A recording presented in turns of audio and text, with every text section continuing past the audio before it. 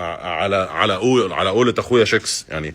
هسه اخويا انا مستنيك ورا اللعبه، انا مش عارف ورا اللعبه ده فين، بس يعني انا اصريت ان التعليق ده الناس كلها لازم تشوفه، واصريت ان الناس كلها لازم تشوف الرساله دي، انك مصمم وكررتها مرتين. وبالمناسبه صاحب الاكونت اسمه علي احمد عشان تبقوا في الصوره بس. هو الراجل بعت قال تونس راح تفوز 3-0 واشوفك ورا اللعبه. معرفش ورا اللعبه ده موقعه الجغرافي فين صراحه، بس انا قاعد ورا اللعبه مستني حضرتك. طيب يا حلوين يا جماعه الخير، ايش اللي صاير مع المنتخبات العربيه في المونديال هذا؟ يمكن هذا أسوأ مونديال اشوفه للمنتخبات العربيه. النتائج ثقيله جدا. يعني انت متخيل انه منتخب تونس 9 أهداف في مباراتين؟ 9 أهداف في مباراتين. ليه يا جماعة الخير؟ والله برشا يا تونس. ومسجل جول. مع احترامي للمنتخبات اللي قابلها تونس، ما هي المنتخبات التوب في العالم. حين عمل اليابان متطور، بس متطور ما يرقعك 4. السويد لاقب من هولندا 5 وهو راقعك 5. والله انتوا ايش حتسووا مع هولندا في الجولة الأخيرة؟ صراحة الله يعدي هذا المونديال على المنتخبات العربية على خير صراحة. 9 أهداف، والله برشا يا تونس، والله برشا. الله يعين عصام الشوالي. منتخب تونس لا يستحق التواجد في كأس العالم، لا أداء ولا نتيجة ولا شكل ولا مضمون ولا أي حاجة. تستلم 5 المباراة الأولى، المباراة الثانية 4، المباراة الثالثة الله يستر تكون 10. منتخب متهالك فنيا، زعلوا عليه أهل تونس والله العظيم. منتخبكم فاشل إلى أبعد درجة، لا أداء لا تكتيك لا تكنيك لا روح لا أي حاجة من اللاعبين. لا وجايبين ما شاء الله مدرب يا أخي لو في خير كان خليناه. مدرب رينارد سيء يعني، ما شاء الله المباراة الأولى 5 على اساس انه قلص النتيجه على 4. مباراه هولندا ترى راح تنتهي 10، واذكر كلامي والله ما يرحمونكم هولندا، والله ما يرحمونكم. فالله يستر الله يستر الله يستر. ولا هدف لكم. منتخب للامانه لا يملك اي مقومات انك حتى توصل فيه، حتى طلع من دور مجموعات بشرف ما فيه. بالذل بالاهانه انهزم، لا اله الا الله من الهزايم والكوارث اللي صارت له. لذلك كره القدم لازم يكون فيها روح، فيها قتال، فيها تكتيك، فيها كل الاشياء هذه، ولكن لا يملكها منتخب تونس ابدا. يا رب صبحنا وربحنا وبين عبادك ما تفضحنا. هو ده لسان حال الشعب التونسي دلوقتي. هزيمه منتخب تونس امام الماكينات اليابانيه 4-0. يعني انا عايز اقول كلمه للشعب التونسي وللمنتخب التونسي: خد بعضك وامشي. يعني بلعت 5 من السويد اللي هولندا خسرتها 5 النهارده، وخسرت من اليابان وهتلاعب هولندا اللي خسرت السويد 5 اللي هي السويد خسرتها 5. يعني انت ممكن الماتش الجاي تبقى لك 15-0. اسوأ اداء شفته في حياتي على مر التاريخ لمنتخب عربي في كاس العالم. ولازم اقول الكلمتين دولت لمنتخب تونس. ما لما تلاقي منتخب تونس بيخسر 5 في 4 لازم تقول الكلمتين دولت، لان منتخب تونس منتخب مش صغير. فرساله للمنتخب التونسي: لم شنطتك يا باشا والناس نايمه كده، وخد بعضك على تونس على طول، على الصفاقس. ارجع على الصفاقس اشرب عصير قصب هناك. الواحد حزين اقسم بدين الله على اللي حصل في منتخب تونس دوت. حزين على الشعب التونسي، مش عارف يلوم مين، يلوم بقى اتحاد الكره التونسي ولا يلوم مين. واخدين لعيبه ما ينفعش تلبس اصلا تيشيرت منتخب تونس، لان منتخب تونس منتخب كبير. فالخمسات في الاربعات في ماتش هولندا اللي جاي ده، انا بقول لكم من دلوقتي يا رجاله والله من غير زعل، يلموا شنطتهم ويطلعوا على تونس على طول، زي ما قلنا يشربوا عصير قصب في الصفاقسي يا اما في الترجي يعني، او اي منطقه هناك، لان اللي بيحصل ده غلط. وربنا يكون في عون الشعب التونسي.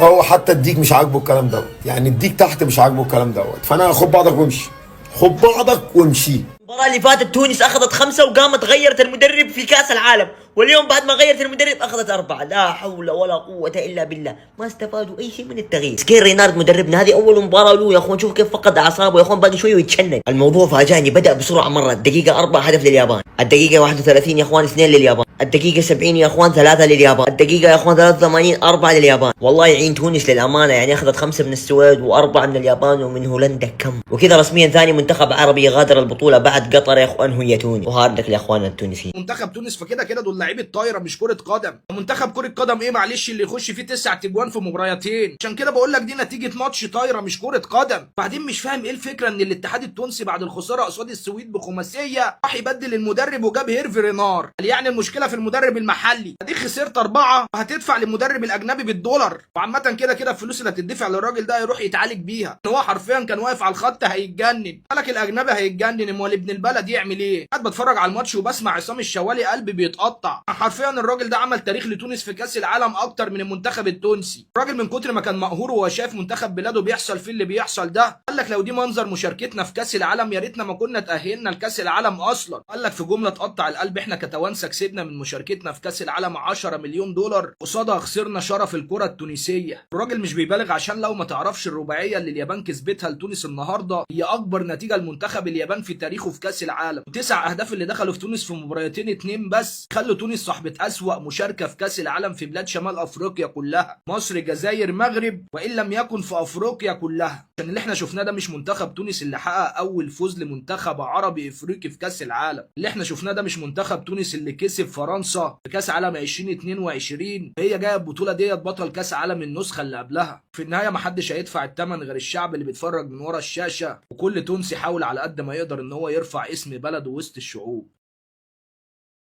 في طريقة للانسحاب من كأس العالم؟ لأن الفرق العربية فهمانة قصة كأس العالم غلط. مش شطارة بس تتأهل، شطارة تتأهل وعلى القلة بس بدك تطلع ما تتبهدل.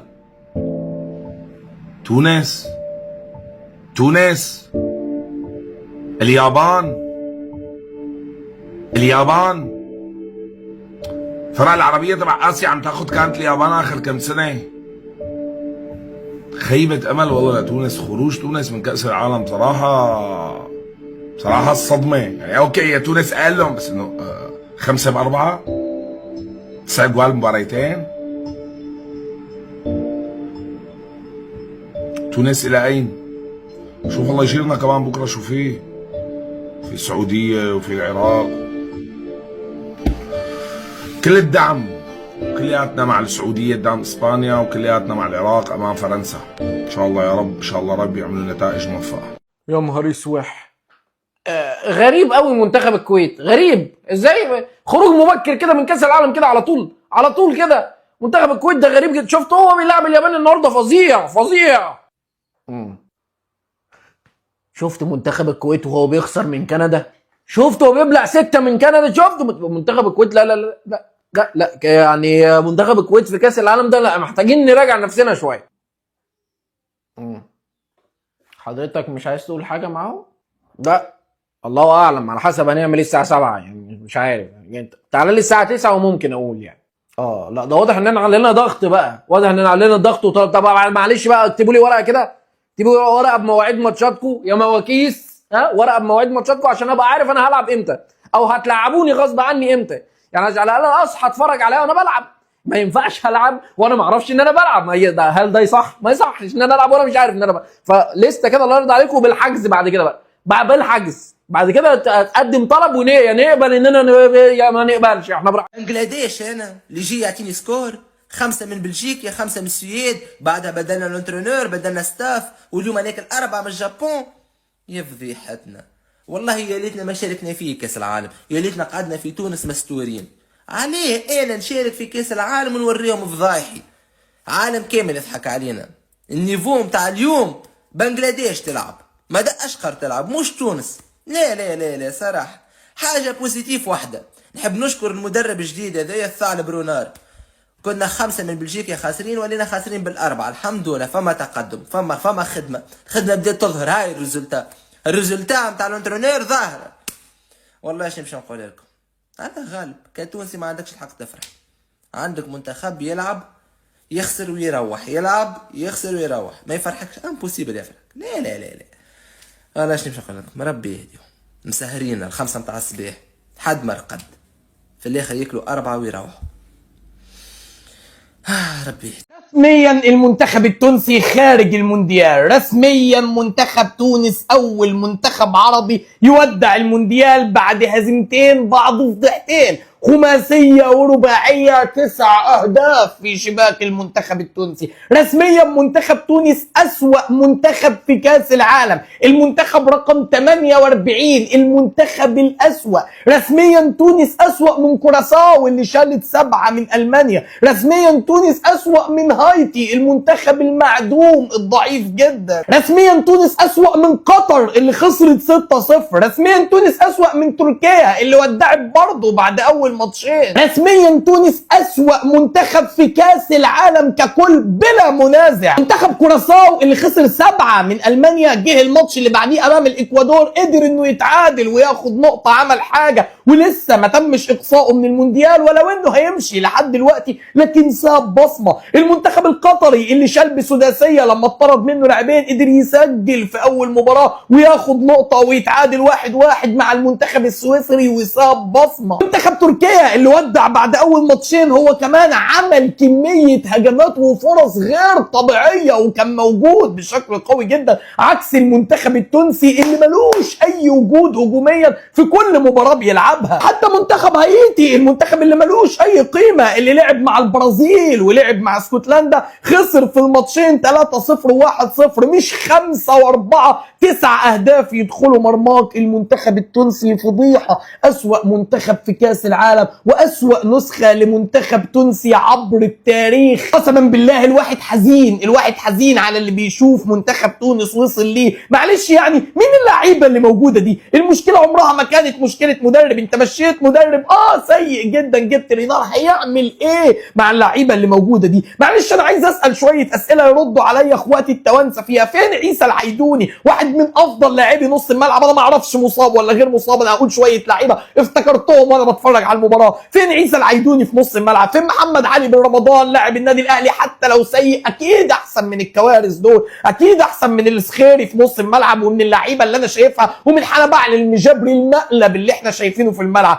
فين فرجاني ساسي؟ فين الثلاث لعيبه دول في نص الملعب؟ فين نعيم سليتي حتى لو كبر في السن افضل اكيد من اللعيبه اللي موجوده دي؟ فين حارس المرمى بشير بن سعيد؟ اكيد احسن من دحمان واكيد احسن من حارس المرمى والله ناسي اسمه حارس المرمى الفضيحه اللي كان موجود في اول مباراه. فين علي معلول قائد منتخب تونس ناحيه الشمال؟ حتى لو كبر عمر علي معلول ما يكون موجود في الملعب والنتائج تبقى بالشكل ده. فين اللعيبه الكبيره؟ فين الخبرات؟ فين لعيبه منتخب تونس اللعيبه اللي احنا عارفينها يا عم اللي تشوفوا معروفين هويه المنتخب التونسي؟ فين دول؟ مين اللعيبه اللي انا شايفها دي؟ مين اشباه اللعيبه اللي انا شايفهم مع منتخب تونس دول؟ حنبعل المجبري اكذوبه ولاعيب فاشل واكبر مقلب في تاريخ تونس، ما عندوش اي حاجه يقدمها، فنيا مش موجود. الشوالي قال لك المشكله مش مشكله روح، المشكله ان ده اخرك، ان دي امكانياتك ودي قدراتك، انت ما عندكش قدرات. المنتخب التونسي بلا لعيبه حرفيا، المنتخب التونسي عنده اشباه لعيبه في الملعب كان لازم يخسروا بخماسيه ثم برباعيه ويخرجوا بفضيحه من كاس العالم. هارد لك. مش عارف اتكلم. باهي يا اخي، كان خلنا نركض يا اخي، كان خلنا نركض واكهو. صباح الخير يا جماعه، شركه تويوتا عملت معانا الغلط. كارثه مش ان اليابان كسبت تونس بالاربعه، كان ايه الاستحواذ ده؟ ايه نسبه الاهداف المتوقعه دي؟ نسبه الاهداف المتوقعه 0.05 هدف. اقسم بالله العظيم دي تستحي تطلع الاحصائيه دي. بست الكره 6 مرات بس في منطقه جزاء اليابان. يا جدعان حتى التمثيل المشرف صعبتوه علينا. الله يسامحك يا حنا بعلى، علقتني بحب المنتخب التونسي وسبتني، لان المنتخب التونسي متبقي له مباراه واحده في المجموعه، هي مباراه هولندا اللي تعادلت مع اليابان 2-2 واليابان اللي كسبت تونس 4-0، هولندا اللي كسبت السويد 5-1 والسويد كسبت تونس 5-1. يعني طبقا لقوانين الفيزياء وعلوم الرياضيات المباراه دي هتخلص 10 مرتاح. فخلاص كنسلوا التمثيل المشرف، كنسلوا الصعود من دور المجموعات لدور ال 32 وبس نمسك نفسنا الماتش ده ارجوكم عشان ضغطي عالي. ماني لاقي تفسير منطقي للاداء الكارثي اللي قدموه لاعبين منتخب تونس في هذا المونديال. منتخب تونس في مونديال 2022 جابوا 4 نقاط وانتصروا على فرنسا 4. اليوم كانت مع الرأفة من اليابان سجلوا من الدقيقة الثالثة. لما تشوف تنظيم لاعبين تونس في الملعب في الهدف الثالث لليابان شوف ان هذول اللاعبين لا حاضرين لا ذهنيا ولا فنيا ولا معنويا. ماني عارف ايش فائدته، ايش سووا، ماني عارف. هارد لك للشعب التونسي، رسميا تونس تغادر كأس العالم، لسه المباراة الجاية قدام هولندا، الله يستر منها. فولو لايك اخ، سلام عليكم. موضوع بواسط مع تونس في كاس العالم اللي بيسجل فيهم بيزعل ان هو سجل فيهم، بيصعبوا عليهم. الواد بتاع اليابان لما سجل فيهم الهدف الثاني كان خلاص هيعيط ان هو سجل فيهم. الفكره ان هو مش زي ياسين عياري مثلا ان هو من اصول تونسيه، لا ده ياباني اصلي، ياباني حقيقي. فالموضوع مع تونس ما بقاش مثلا ان هم مظلومين والتحكيم ضدهم بسبب ان الهدف الاول لليابان ده المفروض كان يتلغي لان كان في دفع من لاعب اليابان على لاعب تونس قبل ما يسجل. الموضوع بقى واصل ان المنتخب ذات نفسه اللعيبه اللي فيه ما تلاقيش خالص انها تمثل منتخب تونس.